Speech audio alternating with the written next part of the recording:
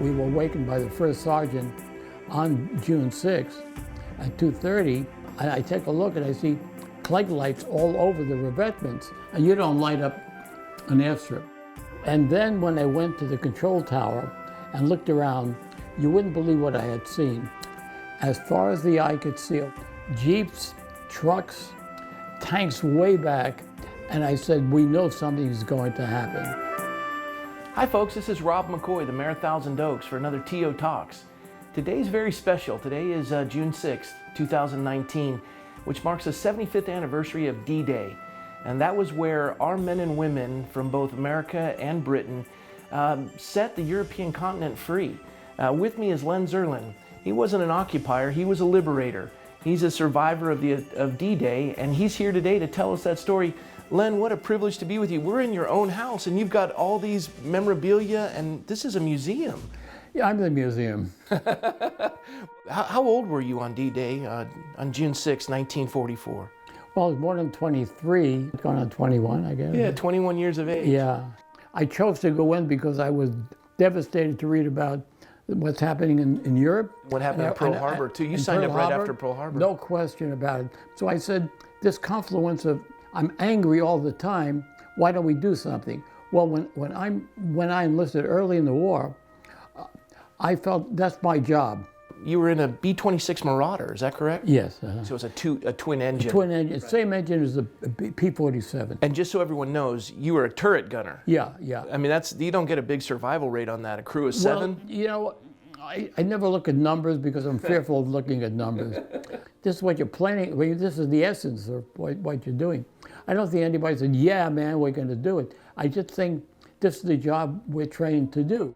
I look for one day as the precious day for me. It always has been to this day. So 2:30, they wake you up. Mm-hmm. Then they give you the briefing, and you take off at 6:30. Yes. And you're crossing the channel. Yeah, it only takes, what, 12, 15 minutes. The most thrilling picture you can never imagine. I'll tell you why. As far as the eye could see over the channel, you see as the whole channel with boats, right? Thousands and thousands. You were witnessing history. What did that feel like? You were just doing your job? You know, it's just like going to work. Okay. Your heart had to have been beating. No, I'll tell you something. In retrospect, everything gains with more focus. Okay. While you go to work, you go to work. I got you.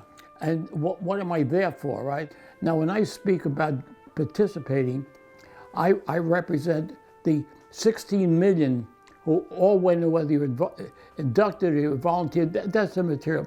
You're a band of brothers.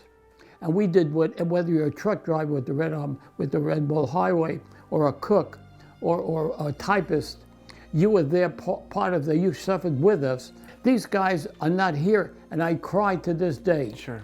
So I'm very appreciative of you guys having me here, not because of me, but I want the young people to understand that if it weren't for that group, this country would be a different country. And here we are in our own city. You've lived in Thousand Oaks since what year? 61. 61, long before it was even a city. I was born in 64, so was the city, and you were here in 61.